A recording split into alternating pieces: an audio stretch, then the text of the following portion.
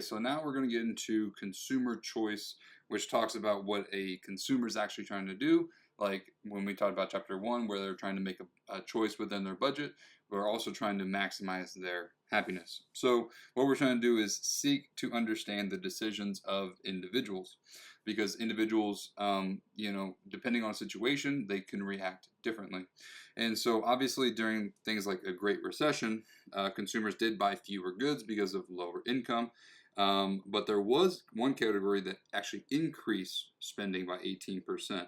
And so by the end of this chapter, we'll actually reveal what that was, and we're going to show why that happened. But even things like food spending did decrease by 5%, but one category did increase. And so there are a few assumptions that we need to make about our consumers. Number one, they are rational thinkers, and they have a order of preference. So basically, if they, in terms of picking like flavors of ice cream, if they like chocolate over mint, and then they like mint over vanilla, a rational consumer would not choose vanilla over chocolate because chocolate is their number one choice. So they are rational, they have a rank of order of preference, and then they are also trying to maximize their happiness within their budget. And so when we're talking about maximizing their happiness within their budget, we need to go back to the budget constraint, which remember shows us the possible combinations of two goods that you can consume in your budget. We looked at burgers and bus tickets. You had $10. You can buy 5 burgers, 0 bus tickets, or 20 bus tickets and 0 burgers. So we're looking at that again. And we're also looking at total utility. Now, total utility is your satisfaction that you are getting from your choice. It's basically your total amount of smiley faces, how much happiness you're going to get out of something.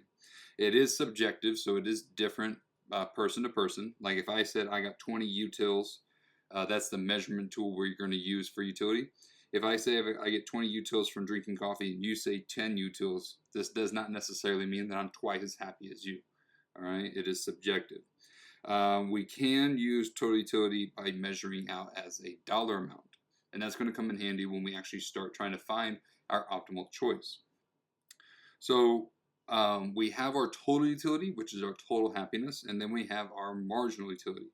Now remember, marginal utility is looking at the change in the utility. So we're looking at the additional utility provided by one additional consumption of a good. It is the change in utility when you consume more of a good, and also it is the maximum that you're willing to pay for the next good. So basically what we're looking at here is you have a consumption chart showing you cups of coffee that you're consuming.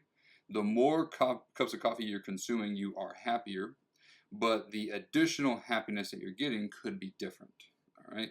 For example, waking up in the morning, someone would be willing to pay $7 for their first cup of coffee, and then for the next one, because they've already satisfied their caffeine for the day, they're like, you know what, I would only pay $5 for the next coffee. Right? We're showing them the maximum that they're willing to pay. So that's the cool thing about the margin utility. In terms of a calculation, margin utility is just the change in total utility divided by the change in quantity. So basically, by consuming one more good, how much does your happiness change? Okay.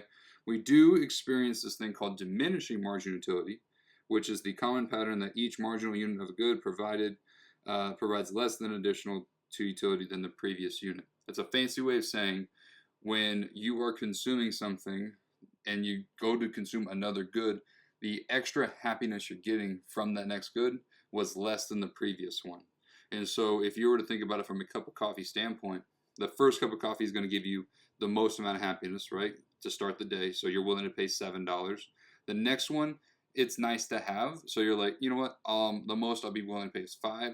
The next one, maybe $3. But if someone were to say, hey, do you want another cup of coffee? You're like, I'm going to have $0. I'm not willing to pay for the next one. And so what we see here is that your total utility is increasing. You are getting happier by consuming more coffee, but your margin utility, 7, 5, 3, and 0. The diminishing margin utility is happening. Okay, your happiness the additional happiness that you're getting with each consumption is decreasing, 7, 5, 3, and 0. And so the diminishing part is showing us that your total utility is increasing, but at a decreasing rate. So going back to our example with the cups of coffee, if I were to put a quantity, 1, 2, 3, and 4, and if I were to put the total utility here and the margin utility, remember the first one we were willing to pay 7 for it. The next one we're willing to pay 5. Next one 3. Next one 0. In terms of the total utility, this is the total amount of happiness we're getting. When you consume the first cup, you're willing to pay 7, so you're getting happiness worth 7. Now the next one gave you $5 worth of happiness, so your total utility from 2 cups was 7 and 5, right? You did the 2 cups. You were willing to pay 7 for the first one, 5 for the next one, so your total utility is at 12. The next one you're willing to pay 3, so now we'll do 12 plus 3. And then for the fourth one, you get 0 extra happiness out of that one, so you end up at 13, right? So no additional happiness. As you can see here, 7 to 12 is 5. 12, can't do math. 12 to 15, you can see how the additional happiness is 3. And then for the next one, it's 0, 15, so going from here to here is 0, okay? So marginal is the change, and then we can also find the total utility as well, okay? Think about going to a buffet where eventually you do stop eating. So like you go in really hungry and you start eating food. The first plate, it fills you up. Next one, you're still hungry, so you're still going, right? But eventually you start to slow down. You eventually stop. So we are experiencing that diminishing margin utility where you are happier by the end of it, okay? But the margin utility is decreasing. But overall, you are happier than when you walked in, all right? So now let's calculate margin utility real quick using these 2 goods here. So we have t-shirts here. We get the total utility. To find the margin utility, we're just finding the additional happiness that we're getting.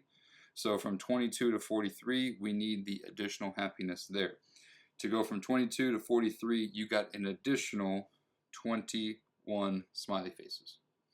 For the next one, you go from 43 to 63. That's an additional 20. Then you go 83 to 81. That's an additional 18. The next one, 81 to 97. That's 16. 97 to 11 is 14. 11 to 123 is 12. And then 123 to 133 is 10. So again, that's how we find the margin utility. It's these little steps here. We're subtracting those 2 numbers to figure out how much the utility changes. We can also go the other way, where we have the margin utilities, but not the total. So for this one, for the third movie, it gave you 14 utils, right? So you had 31 utils to begin with, but then you got an additional 14. So what we'll do is we'll do 31 plus 14, and we end up with 45. Okay. Now the next one gave you an additional happiness of 13. You're at 45, and it gave you an additional 13. So now we're at 58. And we can see that going 45 to 58 is 13. The next one, we're going from 58 plus 12, additional 12. So you're at 70. Next one is 11, so now you're at 81.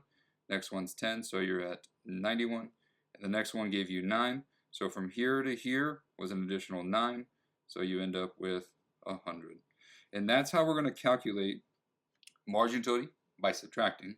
And we can also find the total utility by adding. All right. In the next video, we'll go more in depth about choices from here.